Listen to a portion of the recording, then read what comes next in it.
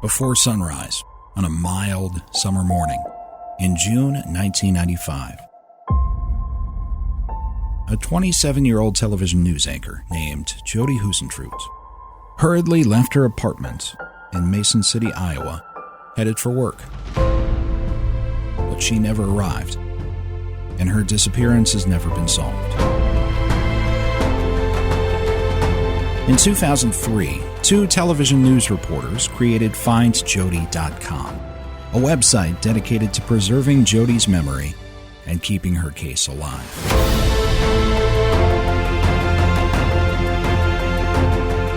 This is the official Find Jodi podcast.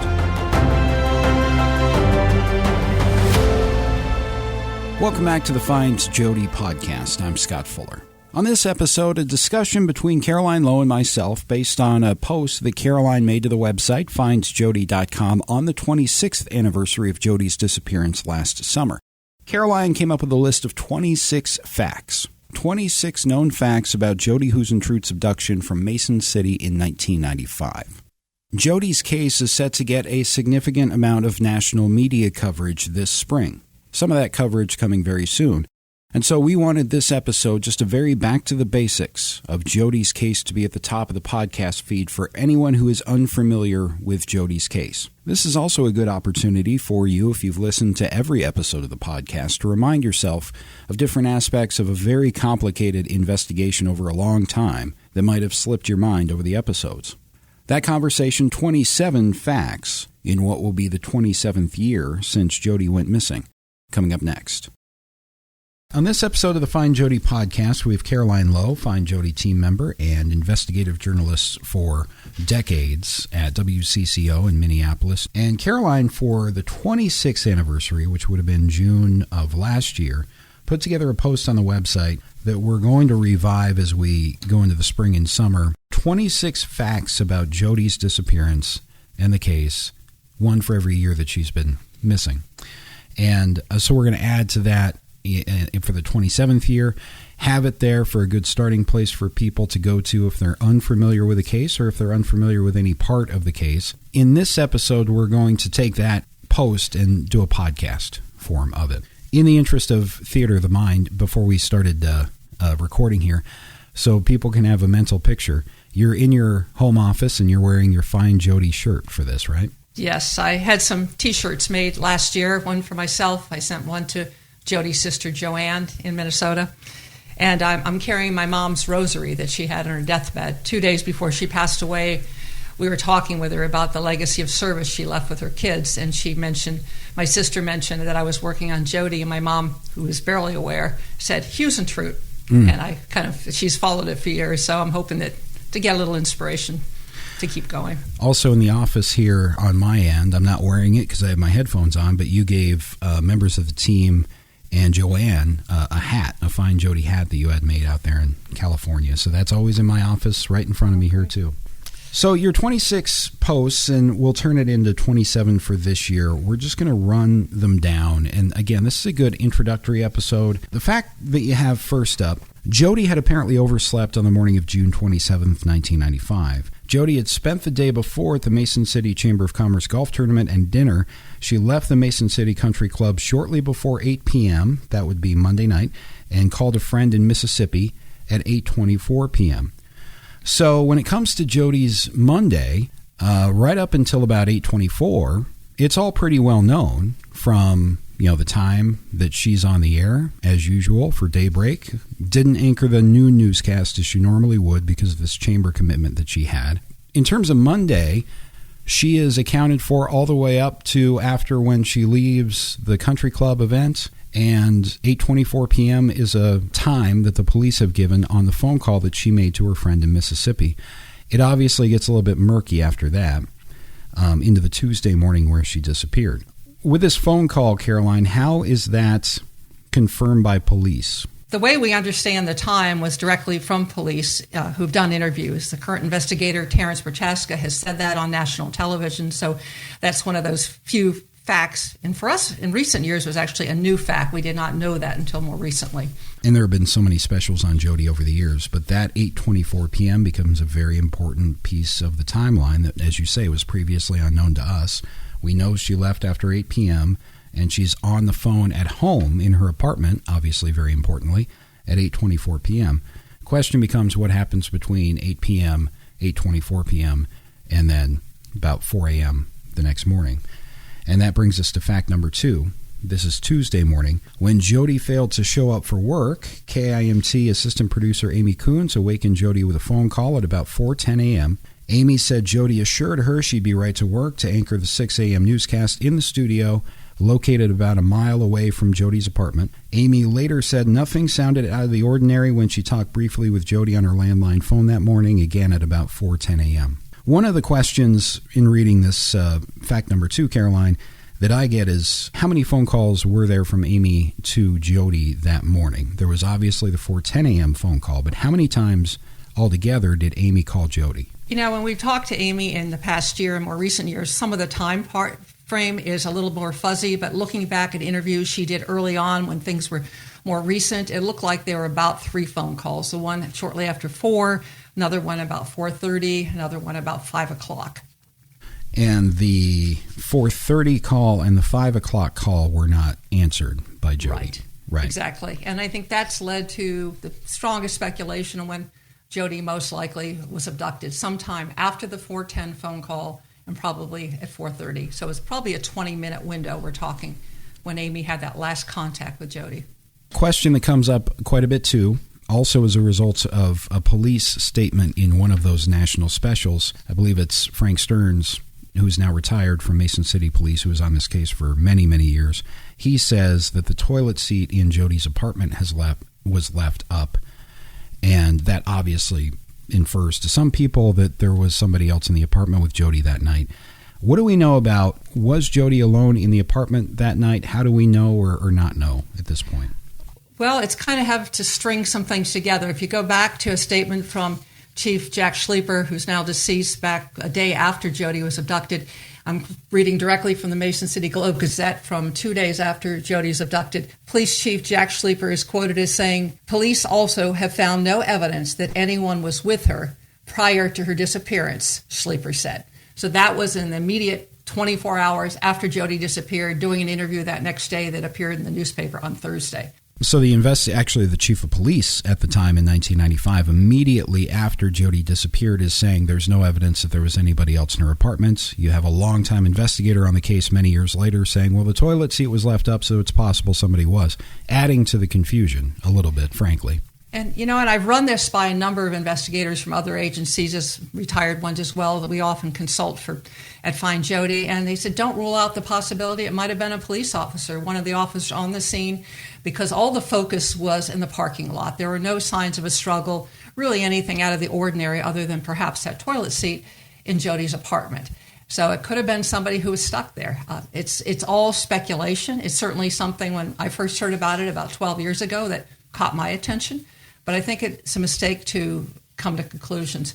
We've also heard speculation about possible beer cans in the sink over the years. When I talked to Rose Tobin several years ago, the manager of the Key Apartments, who said she got the call from police to let a police officer go check on Jodi that morning, she said that was not the case. Everything looked fine in her apartment. Nothing looked out of the ordinary.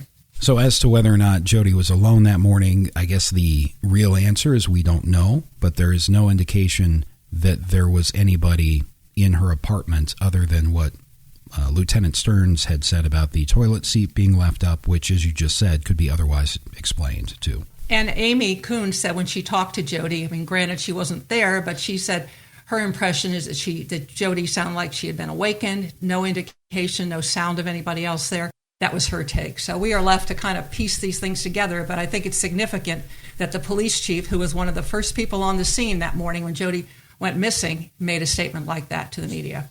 Fact number 3 is Amy Coons said that Jodi had occasionally been late before. This is brought up as people try to kind of make sense of the timeline and weave a narrative together of their own. How often, as far as we know now from Amy and the other coworkers that you've spoken to of Jodi's, how often was she late to work for that early morning shift? I think the best description I can give from talking to Amy and then talking with the new weather person who worked there with Jodi, who was there that morning, is that it's occasional. It wasn't specific, but it had happened before.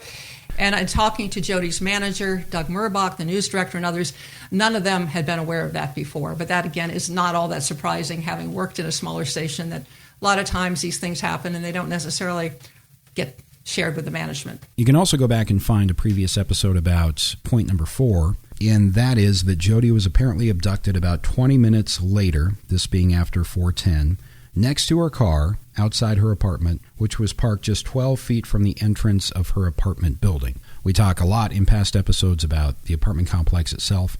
We also talk about what indications there are that Jodi might have been stalked short-term or long-term prior to her disappearance, perhaps by her abductor. Having recently saw it, you and I were recently down there, and just to be there and experience the parking lot is different than anything else. So knowing what you know about the case and that facility, what about this scene indicates that Jodi's attacker might have been waiting for Jodi to come out? I think when you look at how close her car was parked to the building, the amount of time a person would have to grab Jodi was so small. The window was so tiny. She was, 12 steps away?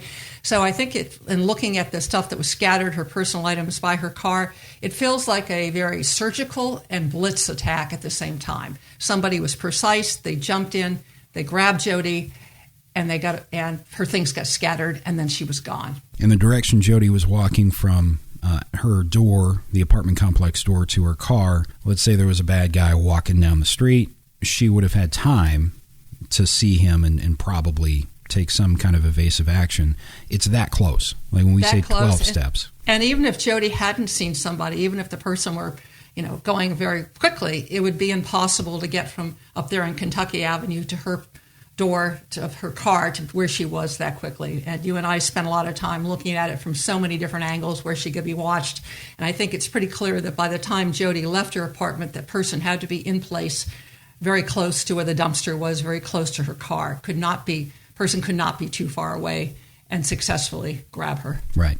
Location of the dumpster was behind where Jodi would have been walking to. There are several reasons to believe that there was fairly fierce struggle between Jodi and her attacker right there next to her car. During the struggle, the key to her 1991 Mazda Miata was slightly bent. Her red high heels, blow dryer, earrings, and hairspray were found scattered on the ground nearby and down the parking median toward the street, as though Jodi were being dragged during or after the struggle. And that her mirror was pushed forward on the car as well, like she had been pushed against it. That's right. Her driver's side door mirror was bent toward the front bumper. So one thing I want to point out, since we mentioned the key, this gets brought up a lot. It's an unfortunate descriptor over the years that her car key was bent, because I think a lot of people think 45-degree angle. Her car key was bent, police have said, but very slightly so, and that's evidence from the photos that police released about 10 years after Jodi's abduction. I do want to put out there that Jodi's key was not bent in such a dramatic way, but it was bent enough where I think police believe that it was in the lock as she was being attacked. Right. I think the feeling is that she was right there at the door. Her back was to the attacker. The key is one more indication of just the force that was used, because it was bent, as well as all the things that were probably thrown out of a bag or whatever. Can't imagine she was carrying her blow dryer and her heels and the other things she had with her in her arms. So there must have been some kind of bag that they were in, and they went flying as she's being attacked or part of the struggle as she's being dragged away. That's a great point, because if we do this backwards and say these items are at the scene, then what items are not at the scene and why not? And none of those items have been found. No item outside of that parking lot has been found that we know of related to Jodi's case. As far as we know, things like her tote bag, she had a newer address book that Ani Cruz had just seen that previous weekend. There's items like that, as far as we know, have never been found. If they have been found in more recent years, the police have not shared that, but to this day we believe they are missing. Fact number 6 is there were no eyewitnesses. Nobody from the apartment complex called police. And we should say that you have over the years, and we've highlighted some of these accounts on past podcast episodes, there were people who saw and heard things that day. You've interviewed several people who have seen maybe something related to the abduction. But the point here is nobody saw Jodi Huisentruit being abducted, despite this occurring in a bowl in full view of most of the units in 3 fairly large apartment buildings. Exactly. A number of those units, like Jodi's, faced the parking lot. And granted, it was the middle of the night and not that many people are likely to be up, but as the police said, there were no eyewitnesses. There were potential ear witnesses that they did not hear about till the next day or in the days that followed, where some of the other people in the building, in the next building over, said they'd heard some screams. Some said they heard some knocking on a door and statements made. As we've followed up with many of those people, many of them are deceased. The neighbor across the hall that we'd heard about supposedly heard some things. She passed away a number of years ago. The man in Building B who said he was up at that hours and thinks he heard a really long scream. In fact, I read a letter that he wrote about it with quite a bit of description of what he said he heard, a long scream. He never called police. None of these supposed examples of ear witnesses popped up until after Jodi was abducted, after police went knocking door to door looking for people who may have heard or seen something. Right, and that's point number 7, too, that people did hear. They told police they heard a scream or some kind of other commotion from the parking lot around the time that Jodi was abducted. People have asked over the years, did police interview everybody in that apartment complex? As you just mentioned, I'm not sure what percentage, but a good percentage of those residents are now deceased. But we've talked to quite a few as well. From what we know, how thoroughly did police canvass the area in terms of interviews? You know, it's really hard to tell. As you mentioned, a number of the people are deceased. Some of the people also have memory issues. We talked with one woman a few months ago who felt that she didn't see the police take any notes. She didn't feel they showed a lot of interest in some of what she shared about concerns about somebody in a car who'd been behind her building down by the campgrounds who had been of concern. So we don't have, until we someday see the inside files, if the case is solved and the files are made available, we don't really know the quality of those interviews back then. It struck me, too, that of the people that lived in the complex, we've run into people who were interviewed by one agency and not another, and I'm sure there's coordination and communication in the case file there between agencies. I've yet to find, I don't think, anybody inside that apartment complex that we've talked to who wasn't interviewed by somebody, but some were interviewed by FBI, some were interviewed by DCI, MCPD, so there was that too. I can't imagine. I mean, the basic investigations 101 is you canvass, you knock on every door, you knock and talk. So I would assume that everybody had been reached at some point, but we just don't know what was obtained from those searches. And back to the scream for a moment, looking at a quote from Chief Schlaper back a day after Jodi disappeared, he said, "Some neighbors have said they heard a noise that might have been associated with the incident, but others thought it might have been animals. We're still working on that." Point number 8 is at 6 a.m. when Jodi had not shown up to work, Amy Coons anchored the hour-long newscast in Jodi's place. Amy had to write and produce that newscast by herself. That's obviously a day that nobody would forget. We recently talked to Amy for an episode of the podcast. You can go listen to that. It was within the last year, last summer, I think it was. That episode, quickly, Caroline, you and I both met with her in person, which I think was key, too. What were your thoughts about Amy's episode and where she's at now and her account now? Sitting there with her, we were with her 2 to 3 hours, having lunch, talking to her, and then recording a podcast. If you could feel the trauma that she still lives with almost 27 years later. She's grown a lot. I think she's now committed to controlling her narrative, telling her story, but she'll say little things will pop up. Try to help her deal with it, because she said if she knows in advance, she can usually deal with it, but it's been a very traumatic journey. I also talked not too long ago with the new weather guy who was working with Amy that morning. We haven't heard a lot about that till recently, but Kevin Skarupa, who's now a weather person out east, he remembers they kept expecting Jodi to walk through the door any moment. And he said he could feel Amy was very upset during the commercial breaks, wondering as the show went on, what's wrong?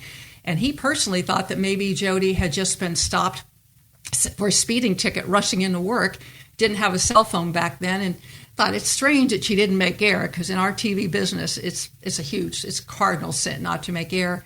But they never imagined, as much as they became increasingly concerned, they never imagined anything like an abduction occurred. And Kevin said this still stays with him to this day, and other people he went through this with at the station is kind of forever seared those moments and the next few months in their lives and their memories. Those recent accounts that you've done for the website and for the podcast, in addition to Amy's episode, I think added a lot of context to what it was like to be in their shoes first person, and what a scary and surreal experience that was for them. All these years later, it still comes across when they talk about it. Oh, that lunch that day with Amy was so strong. And I've talked to Doug Murbach quite a bit over the years, and it's still with him. He still is he is the man who hired Jodi, and what could you do?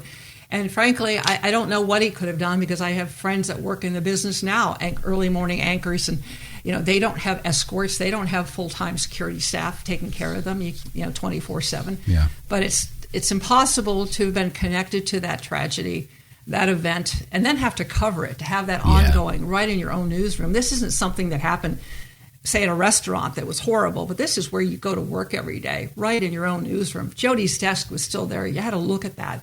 That trauma, I can feel it when I'm with him. You can't escape it. It's still there. At about 7 o'clock then that morning, fact number 9, just as that morning daybreak newscast is ending, Amy Kuntz did not call the police. She actually asked somebody else to call the police to check on Jodi. Jodi had been late before, as we mentioned, but she'd never missed a newscast, and now she'd missed the whole newscast. And so fact number 10, at 7:13 a.m., that coworker at KIMT called the police. Again, that was not Amy Kuntz. That was somebody else. Yes, and as you know, it's been reported a number of times that Amy made the call. The fact is, Amy, who had to pull that whole newscast off from 6 to 7, still had updates to do, had to work on the noon show. So she's continuing just to try to get through the hour, getting her job done. So she asked a co-worker who walked through to make the call. So 7:13 a.m., the police are notified for the first time. They're actually on the scene within just a few minutes. But if we think back to the timeline here, she's abducted around 4:20 or 4:30 that morning. And now 7:13 is when police are called. Whoever took Jodi, wherever he was going, whatever his intentions were, he has a 3-hour head start then before police even know that Jodi is missing. That person who took Jodi had an incredible number of breaks. The 3-hour window, the no eyewitnesses, nobody who came forward. And if the person knew it was Jodi, if the person knew Jodi as the morning anchor, he had to have expected that there'd be an immediate response. Jodi not making air would be huge. He never could have imagined that her not showing up for work, not making air, would not have triggered an immediate response. He was very lucky in that sense. And I've thought, too, wondered to myself, how can you expect to do something like what this person did to Jodi in such a brazen way and not be seen by somebody? So he might be thinking in minutes as opposed to hours. Yeah, I can't imagine as he went in and made the move and grabbed Jodi and took off that he ever could have not expected to have the police on his tail pretty soon. It wouldn't surprise me if this person hadn't been there before, practicing this, if the person were stalking her, figuring out the different things you had to consider to pull something so brazen as this, pull it off and get away with it, knowing that Jodi, who was running late for work, was due to be on the air within 90 minutes when she was abducted. So fact number 11 then, right there at 7:16 a.m., the first MCPD officer arrives at the apartment complex. Initially, they're not treating this as an abduction right away. They're kind of looking around, as we've heard from various witnesses, trying to get their bearings. What does Jodi even drive? Which apartment unit is hers? Which building does she live in? So that probably takes a couple of minutes. And then the officer pretty quickly would have seen the sign of a struggle by her car, next to Jodi's car, which was still parked right below Jodi's apartment window. And it's her car, the bright red Mazda Miata. Right. You couldn't miss it. It had to pop amongst the other cars in that lot that morning. We also have a whole episode on the car, our opportunity to see it in person, but also very valuably, the work that you did on how Jodi acquired that car, at least as far as we could get on that. So fact number 12, the MCPD chief at the time, Chief Jack Sleeper, among several other officers, many, end up showing up. I can't remember the number, Caroline, off the top of my head, but I want to say 12. I can't imagine most of the force wasn't there. We have a number of names on the incident report that we can post, but I think there was a full turnout. They knew when they saw the parking lot, the scene at the parking lot, Jodi missing air. They didn't know exactly what they had, but they knew something really bad had happened, I believe. So it escalated after 7:16. It escalated very quickly in that next half hour in terms of the police presence. This is when police are first getting a grasp on what is happening with Jodi. And one of the things they want to do is get inside the apartment, and people may have not stopped to wonder, how did they get inside the apartment? Who let them in, and what did they see? Rose Tobin, who was a manager of the Key Apartments back then, has told us a number of times over the years that she's the one that was approached by police and was the one that, frankly, had a key to the apartment and took the officer doing the initial welfare check into the apartment looking for signs of Jodi. And what struck her, and I think everyone at the time, is nothing looked amiss. Yes, we heard later about the toilet seat, but nothing looked like any kind of a struggle or any kind of problem in the apartment. Whatever went on happened there by the car.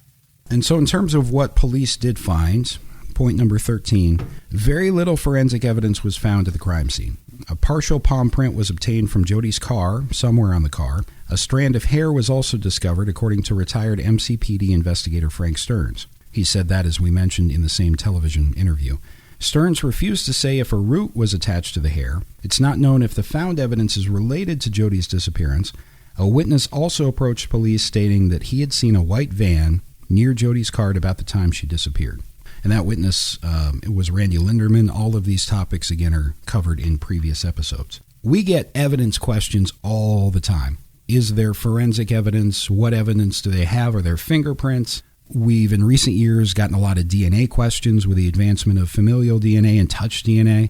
From what we know right now, bottom line, how does it look when it comes to DNA or the physical evidence at all when it comes to Jodi's case? Well, as much as things and forensics have gotten better in recent years, I know back in 2004 when Josh Benson and Gary Peterson, who founded FindJodi, interviewed Lieutenant Ron Vanderweerd, who was the supervisor of the case back then. He emphasized, we have very little evidence. I mean, that was key from the beginning.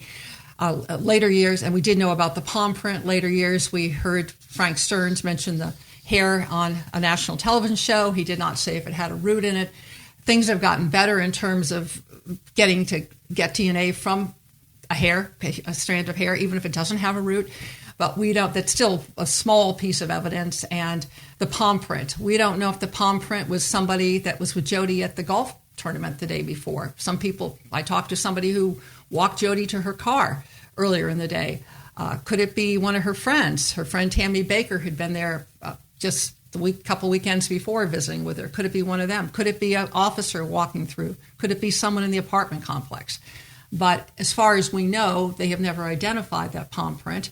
And we know that when different people of interest names have come up, the police have tried to compare it to see if there's someone's print could be on the car that matches. Similarly, with the palm print, also the hair, even if it's usable, say with a root for DNA comparison purposes, otherwise hair evidence is famously unreliable. But if you have root material, maybe some DNA. But there again, we don't know that the hair belonged to the perpetrator, just like the palm print. Exactly. And I've talked to some people who worked, in fact, a woman who runs a DNA Doe project out here who helps identify unidentified remains. And she was telling me about some things in the last few years that have advanced quite a bit with hair testing. And we can put some information on our site. But again, one hair, that's a tiny, tiny piece of potential evidence. That whole struggle in the parking lot that was probably pretty violent, and there's just those two pieces of evidence. Well, and one of the things that maybe we can touch on now that's been incorrectly reported a lot over the years is that there was blood there.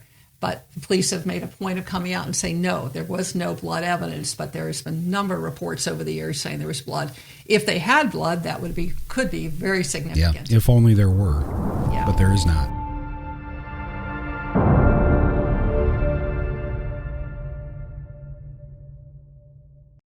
Fact number 14, Jodi's friend John Van Cise and two other men arrived at the Key Apartments mid-morning while police were at the scene. Police say Van Cise told them he was the last person to see Jodi alive, and he told them she had stopped by his Mason City duplex that night before, Monday night, to watch a video of a surprise 27th birthday party he helped throw for Jodi on June 10th. The party was held at Sully's Bar in Clear Lake.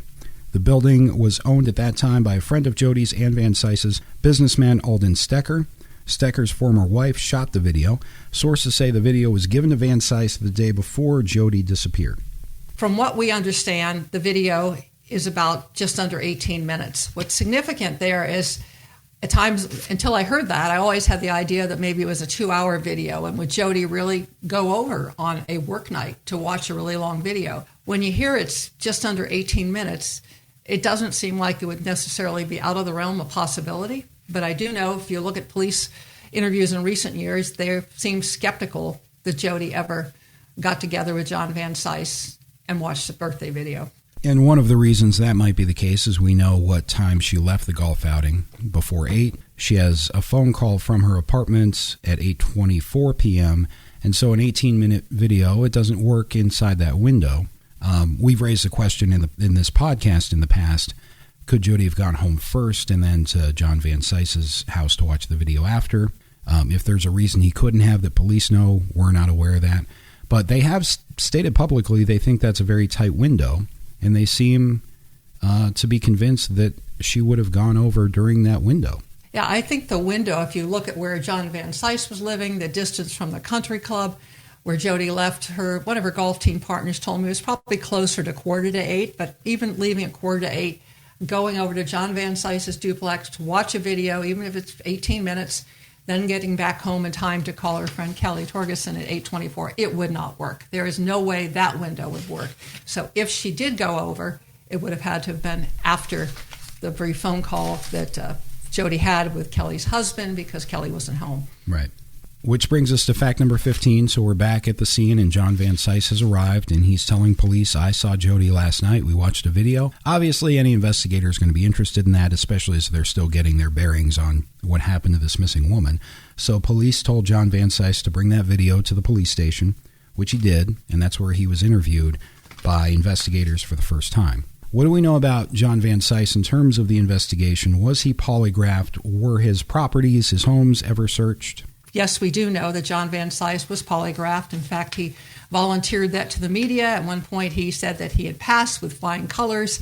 In terms of his house being searched, that we have never heard of any search conducted by police of his residence. In terms of the searches of his property, it's become public that his properties were searched after the abduction. But there was never a search warrant obtained for those properties, correct? If there was a search warrant obtained, it may well have been sealed, and we wouldn't necessarily know about it. We have learned some things over the years. In fact, the 2017 incident with the search warrant was executed for GPS data on his cars. We did not know about it until a year later, and it popped up on the Iowa court's website, but the actual search warrant was kept secret. So it's possible, but we have never heard specifically of a search warrant. So if they didn't have a search warrant, there would have had to have been a consent search where John Van Cise said, hey, come on in, take a look. Fact number 16, we'll go back to the weekend before Jodi disappeared. That would be June 23rd through the 25th. Jodi was on a water skiing trip to Iowa City with John Van Cise, as well as her good friends Ani Cruz and Tammy Baker, and Van Cise's son Trent, who was in college in Iowa City at the time. The group stayed at Trent's apartment over the weekend. Tammy shared a bedroom with Jodi. She and Jodi met several years earlier when they were both working as reporters in Iowa City. The previous weekend to that, June 17th through the 18th, Tammy also stayed with Jodi at her Mason City apartment. Tammy says that weekend they spent time with John Van Cise as well and other friends in Clear Lake, boating and dancing. I want to point those two weekends out, and I'm glad you bring them up, because so much is made of that weekend before, for good reason, as to what Jodi was doing that weekend before. But she was also with many of these same people the weekend before that, in mid-June. Right. Jodi, I'd say this, June was a month of Jodi doing a lot of water skiing, and she got to see her good friend Tammy Baker on two of those weekends, both when she came down that earlier weekend in June and again up in Iowa City. And it just seemed Jodi typically, even though she did do some things alone with John Van Cise, typically she would have her friend Ani Cruz along, or when she was at the OP bar, other places where she went, or if she was water skiing, if she was water skiing, it often included Tammy as well. Fact number 17 in Caroline's Post is Jodi's last entry in her personal journal was dated the previous Sunday, June 25th. That's 2 days before the abduction. Jodi wrote about how much fun she'd had water skiing on Van Cise's boat that previous weekend.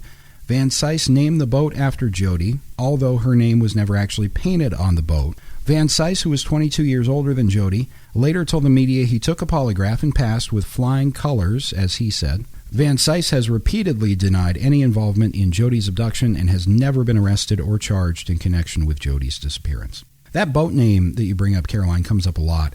It sticks out to people that John named his boat after Jodi. He says so himself in a media interview. We've discussed this on the podcast a little bit. John Van Cise's boat was, I guess we could say, informally named after Jodi. Her name was not on the back, as you point out. According to Ani Cruz, Jodi's good friend, who was out on that boat a number of times, Tammy Baker, 48 Hours, which interviewed John for a CBS show back in early days of 1995, there was never anything they saw on the boat, because you know that if they had Jodi's name on the boat, that would have been a real key part of their piece. So we have found no indication that her name was actually painted on the boat. Also pointing out about John Van Cise's polygraph, we've sort of encountered as we interview people who might have been certain places or known certain people, I was frankly surprised at the number of people who say that they were polygraphed by the Mason City Police Department. So John Van Cise was polygraphed, he says. He says he passed. But there are also several other people surrounding this case, I guess, who also tell us that they've been polygraphed by investigators. Exactly. We heard about a pilot that knew Jodi, who, according to a report in the Star Tribune back then, was polygraphed. You spoke with somebody who is a friend of Jodi's who was polygraphed. We've heard of others as well. And I think we should emphasize that polygraphs, as you know, are not admissible in court, but they are an important investigative tool. Investigators often use it to try to find a direction, try to see, for example, if somebody's willing to take a polygraph. A lot of attorneys will say, don't do it, because if you come across the wrong way, if you're nervous about something else, not a good idea. But they are an investigative tool. I've seen over the years people who've passed polygraphs who turned out to be guilty. It's also a bit more subjective to the operator, the polygraph administrator, than most science things would be. And the interpreting of the results. Exactly. Which is why it's not admissible. Fact number 18, a copy of Jodi's 84-page journal was mailed anonymously in 2008 to a reporter at the Globe-Gazette in Mason City. A police investigation revealed it was sent by the wife of a former MCPD chief, David Ellingson. Cheryl Ellingson previously worked for that newspaper, but no motive has ever been given for why she sent the journal to her former employer. This was an early episode that Josh Benson and I did for this podcast, which is still just a fascinating, bizarre twist in this case that has many. But as you point out, that former chief's wife, Cheryl Ellingson, has never said what her motivations were, what she was trying to achieve, why she sent the copy of the journal to the media. It's still one of the stranger twists, more endearing, and one of the more enduring mysteries of this. What motivated her? Was she trying to give a scoop to a reporter at the paper that she respected? Was she trying to send a message? I've tried to, we've only seen a small portion of the 84 pages, but I assume that the highlights were what were published, and there's nothing that jumps out. There's nothing that looks particularly negative for, frankly, John Van Cise. It's a mystery, and I did reach Cheryl Ellingson last year to see if maybe she would talk to me, give us some insight, and she hung up the phone. And the police said later, after they were trying to crack down and find out how this copy of evidence got released, they said they did not know the motive. So she was never charged with a crime. The family was very upset about it. It was very personal. It was Jodi's own words. And there it is, the front page of the paper, with no idea what prompted Cheryl Ellingson to mail a copy to the newspaper. Every time I go back to that, it's so bizarre. Fact number 19, 2 federal grand juries have reportedly been convened in connection with Jodi's case. No indictments were handed down by either of those grand juries. A friend of Van Cise's, LaDonna Woodford, has said that she testified in one of those grand juries that Van Cise was home when she called him at about 6 a.m. on that Tuesday morning, June 27th, 1995, and that the two of them ended up going for a walk around the neighborhood. I think what it tells us is we have somebody who testified under oath claiming that Van Cise was home at 6. If that's true, that gives him an extremely narrow time to have anything to do with Jodi's disappearance. It would not fully alibi John Van Cise. No, I call it a partial alibi. It's a partial alibi, exactly. So from 4:20 until 6 a.m., obviously an even tighter window to commit this crime and do whatever follows from 4:20, 4:30 to 7:15 in the morning. Mm-hmm. And as you say, it's a grand jury witness whose testimony has not been impeached, in terms of there's no evidence that LaDonna Woodford is not telling the truth that we're aware of. I think if the police had found discrepancies in LaDonna Woodford's story in terms of the phone call, I can't imagine they didn't check out her phone, Van Cise's phone.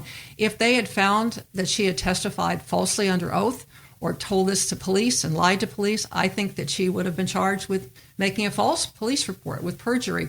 And I think the pressure would have been used to try to get her to cooperate in their focusing on John Van Cise.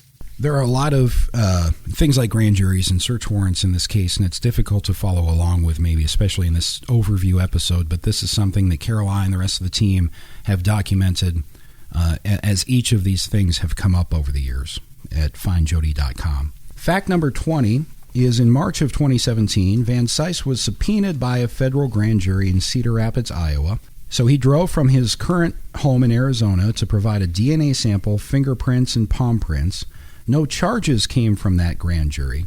So the question there is, if that didn't result in a charge, all those years later, now in 2017, what was the point of subpoenaing John Van Cise at that time? It's hard to know what the police thinking was, reasoning was, having him come up to do that. I mean, he could have provided his palm prints, fingerprints, DNA to the FBI office in Phoenix where he lives. He wouldn't have to go up to Iowa to do it. I think you have to remember that federal grand juries are often on fact-finding missions, and I talked with a former federal prosecutor we interviewed a few months ago, Ted DeBias. He said one of the things they sometimes do if you have a later grand jury is, like a more recent one, is people's memories change. People are dying, so there may have been people brought in that we have no idea who they were, and to get their testimony under oath, get it locked in, so if down the road there are charges, they have that. Grand jury's testimony, unless the person chooses, like LaDonna, to talk about it, it's secret. There's no way you find out anything until only if there is an indictment. So we're left to just sort of piece together, speculate, but we really don't know. That episode that you did with Tad DeBias, well worth going back and listening to as well for those who haven't. Not specific to Jodi's case, but investigations in general and no body cases in general, Exactly. Which is what Jodi's case is at the moment. Fact number 21, also in March of 2017, the MCPD obtained a search warrant from a Cerro Gordo County judge to place GPS tracking devices on 2 vehicles connected to John Van Cise. Van Cise did not own these vehicles in 1995. I don't think either were even in existence in 1995. Police Chief Jeff Brinkley told 48 Hours correspondent Jim Axelrod the GPS searches did not produce any evidence. The search warrant affidavits for the searches have remained sealed, so it's unknown what probable cause investigators provided to the judge to convince him to approve those searches.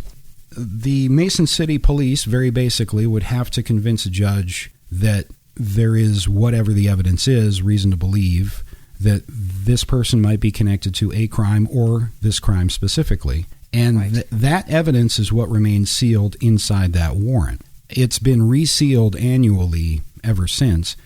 Are we ever going to see what's attached to that search warrant? From talking with the Cerro Gordo County attorney and just from my own experience covering these things, no, I do not think it'll be released until, say, somebody is charged in Jodi's case and at some point when everything's released. The argument and the point that the prosecutor makes is they want to protect the integrity of the investigation. Very common way to do that, and it certainly could show a little window on why they're focused on this one person. Now, the other thing to keep in mind, and I go back to Jacob Wetterling's case, as we often do, search warrants were also executed on a neighbor the police focused on for some time, Dan Rassier, who later turned out had nothing to do with Jacob's case. We never saw the contents of those search warrants, and there were several, until after Jacob's remains were found 27 years after he was abducted, after Danny Heinrich was convicted on an unrelated federal child porn case and led the police to the remains. So it was only way after it was a done deal. So I don't think we're likely to see anything anytime soon. Fact number 22 takes us all the way back to before Jodi's abduction. In October of 1994, Jodi reported to the police in Mason City that she'd been made uncomfortable by a person in a small, newer white truck on a Saturday evening in October 1994. That truck has been erroneously described sometimes by police as a black truck. It is, in fact, a white truck. You were able to confirm that through a document request of Mason City Police. The incident report confirms it was a white truck. The truck and the driver have never been identified. Beside the 1994 incident, Jodi also told some friends and a self-defense instructor in the months before her abduction about concerns that she may have been followed. Despite those incidents, police have been publicly skeptical about the possibility a stalker may have abducted Jodi. And actually, there were two incidents that police have said over the years that they checked out prior to Jodi's abduction dealing with Jodi. There was the white truck following her, which there's an incident report on. All that date, time, that's all confirmed through the incident report that you requested. There is a second incident that one of the investigators from Mason City Police references that there is no public documentation for, and that is one of the investigators said that Jodi had felt fearful driving to work at some point, and she was given a police escort, according to this police investigator, for a period of a couple of days. But that is not corroborated by any documentation, at least that we have access to, and you tried. I actually requested a copy of that incident, made a public records request, as we did for the white truck, trying to figure out what's going on. To be followed on your way to work on a weekday morning, say at 3 o'clock in the morning, is very different than the white truck incidents, which happened about 6:30 on a Saturday night. But after I made my request, the police department told me that there was only one incident, the white truck thing. So I'm not sure where this other one came from. I've asked Amy Coons if she ever heard about it. I asked if anything about her ever having police escorts. No one at her station remembers Jodi ever having police escorts. Doug didn't know, and he presumably might have heard about that if one of his employees is being escorted to work. One would think so. On the other hand, he did not know about the white truck incident, so he had not been aware of that. But certainly if Jodi's getting police following her, escorting her to work, that would have been talked about in the newsroom. She would have talked with Amy about that. Yeah, so we never could get to the bottom through records of that second incident, whether they're being conflated, whether they both happened. We don't know. And there's no other corroboration of anybody following her on the way to work. And this is still, on the website. If you go to the report that was done back in 2000, it's still out there, and it surfaces from time to time on some of the web forums, and it kind of keeps it out there that there were these two very different incidents that Jodi reported to police.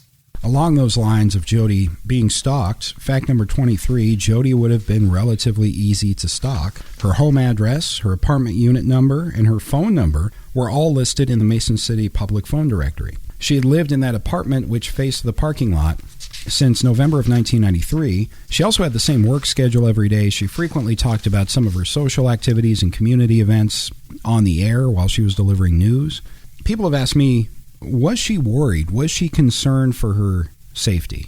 I think from the things that we've heard about the actual report that she made about the white truck, reporters, anchors, you get a lot of people that look at you. But to take it to the level of making a police report, yes. And I know she was upset when she talked with her mother about it.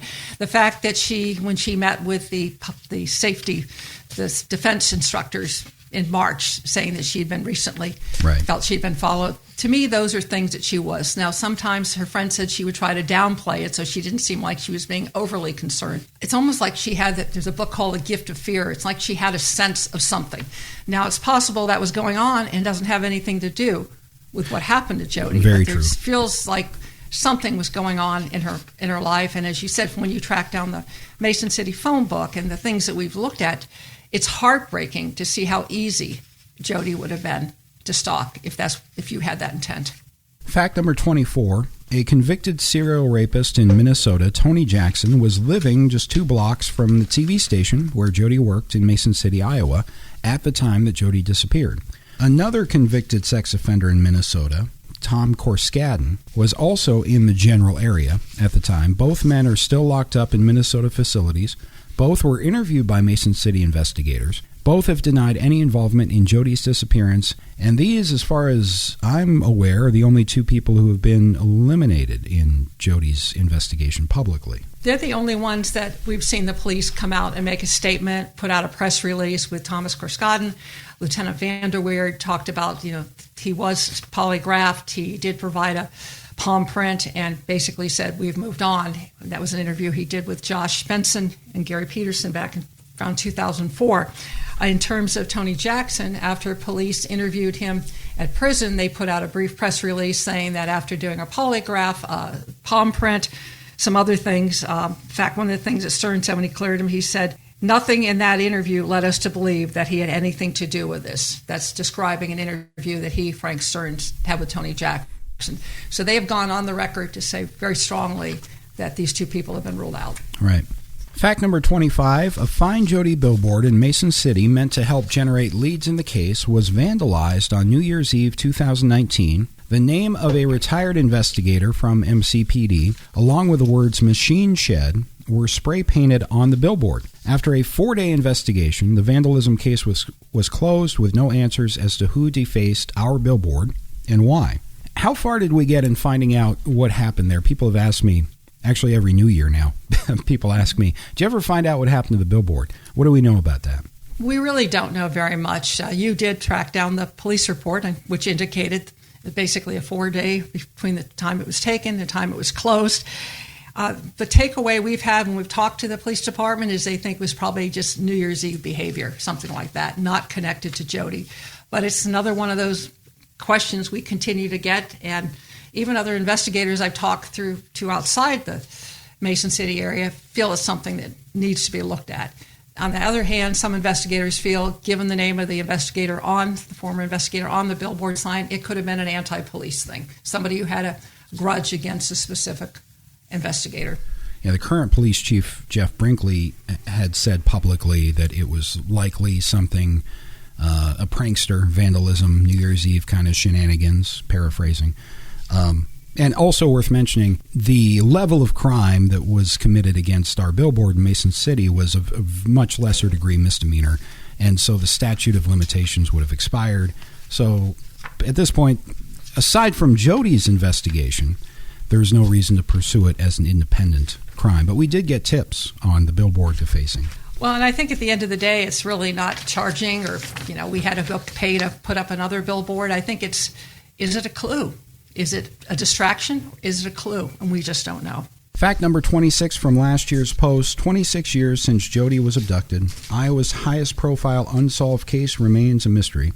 Jodi is still missing. No one has been charged with abducting her, and her family and loved ones mark another year with no Jodi, no answers. And we'll be updating that for the 27th year, should we get there with no answers later on this summer. I could point out, too, that Jodi was declared legally dead in 2001, and this upcoming June 27th, Jodi will have been missing 27 years, the same number of years that Jodi was alive. That number really stays with me because 27 is also the number of years Jacob Wetterling was missing and finally found.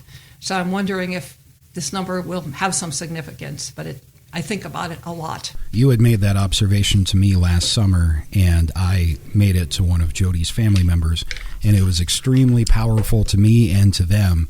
She will have been gone for longer than she was alive, which is a very impactful thing to think about. Well, and you have young children. I think my kids were really young back then, and I see how much they've grown. They're grown up. They're in their world. They have grandchildren.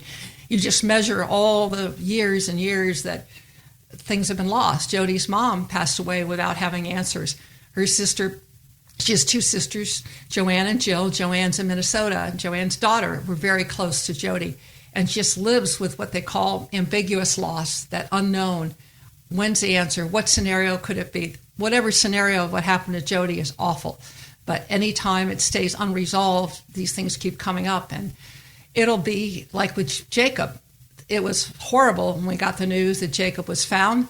But at that point, you could finally move on. He was brought home. The family had a service. And, we were at the golf tournament with Jodi's sister this summer up in Long Prairie. I was thinking this is probably going to be where Jodi's service will be one day. And the family needs that. They need answers. The community needs it. Yep. Amy Coons, Doug Murbach, all the different people touched by Jodi's loss, they need answers. I've been shocked, really, at the number of new things that have come into the FindJodi team just in the last couple of years. And then you go back the last 5-10 years, even then. It's amazing to me how new information, new facts are brought to the surface all the time, all these years later. There's something about this case especially where those facts are so elusive because we operate with this set of assumptions for so long, and then something comes along and changes the whole dynamic with this case. And some of the facts that come along, we don't know what they mean. One thing that came up a few years ago from hearing from one of our followers is we learned that we connected with Jodi's teammates, her golfing partners, and we'd always been told, always thought the narrative was that Jodi had spent the whole day at the Mason City Country Club. That's where the dinner was held that night. That's where the majority of golfers were. But in fact, according to her teammates, they played at the Highland Park golf course across town. What does that mean in the timeline? I mean, it means Jodi was there from about 9 in the morning until about 2:30 when she went home to change after it rained. Could something have happened there? How significant? And we don't know if the police already knew that or not. There's a lot of stuff like that they don't share with us. But it's one of those things through our followers that we learned that we did not know before. So we reach out to anybody who's listening. We always encourage you to reach out to the police department. But if there's part of the timeline that you personally or someone in your family knows is not accurate, it's really important to get the best information out there. And you and I were talking earlier, there's so many national shows that have been done on Jodi, so many new podcasts. I can't think of a show or podcast that hasn't had some factual errors. We've had ours to correct over the years. And I feel our role is to be the base operation of the most accurate information we can have out there. So when these people do these shows, people get information that they're going from a base of facts. So we're committed to keep updating it. And if we have something wrong, I want to get it right. Tougher to do these days because the police share very little. So some of what we get elsewhere. And there may be things that the police simply just don't know. But we keep digging and looking to get a fact-based place where you can go to find what's going on with Jodi. And a 27th question for our 27 facts, I guess. I know we don't know the answer to this, but how close are we? How close are they, the police? How close is this? We get that question a lot, as you know, Scott. And a few years ago, the chief was quoted as saying they were close. I've been hearing that for 3 or 4 years. Back in 2004, Josh and Gary did the interview where the investigator said, we're not any closer today than we were day one. It's pretty disheartening to hear when they were going on their 10th year anniversary. I just don't know. We learned again with Jacob. Nothing seemed to be going on, and then suddenly there was a break. Right. They brought in a new set of eyes after the 25th anniversary, and finally there was a break the next year. That's what we hope with Jodi, but there's nothing that we're aware of that shows they are close. I would say to that question, they might not have gotten there yet, or we might not have gotten there yet, but someone has been close. Someone's been close, I'll bet, to this person, whether it's police or us or somebody. As you say with these cases, once this thing starts to go, it's going to go quick. We just need that one domino, that first domino. And that's what did it finally in Jacob's case. So you hope that in that case, though, what gave them a break is they had another person who had also been assaulted. They had DNA from the sexual assault on Jared Shirel. We're not aware of that here, but there could be somebody whose relationship has changed. I saw that years ago with Donald Blum, a convicted murderer in Minnesota. His wife originally, back then, claimed that he was home with her that night. And then after he was arrested, after he went away to prison, she came forward 3 years later and said, I lied about that. But she felt safe. Is there somebody out there who has information, who didn't feel safe before, who's lived with part of this over the years, who has a hunch, has some information? Please come forward. Share that information with the Mason City Police or the DCI or the FBI, or come to us at FindJodi. You can reach out anonymously. Just don't make that family go for a 28th year of not knowing what happened to Jodi. As our billboard a year ago said, someone knows something. You might think it's nothing, but you may not see the whole puzzle. You might not see the whole picture. You don't know what police will do with that and how it will make sense to them or us. Just make sure somebody knows what you know. Right. And the newer billboard says, don't sit in silence. The time to talk is now. Capital letters, now. And that's my appeal. If anybody's listening, if anybody's coming to our website, as I said, we have some more national shows coming up because we're going to be getting a lot of attention for Jodi. But please, don't make the family wait another year.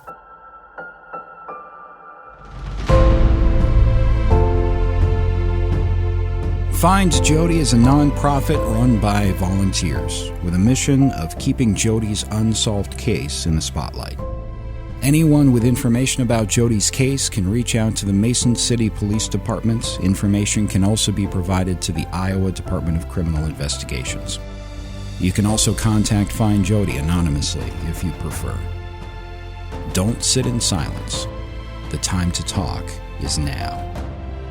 For the entire FindJodi team, I'm Scott Fuller. Thank you for listening.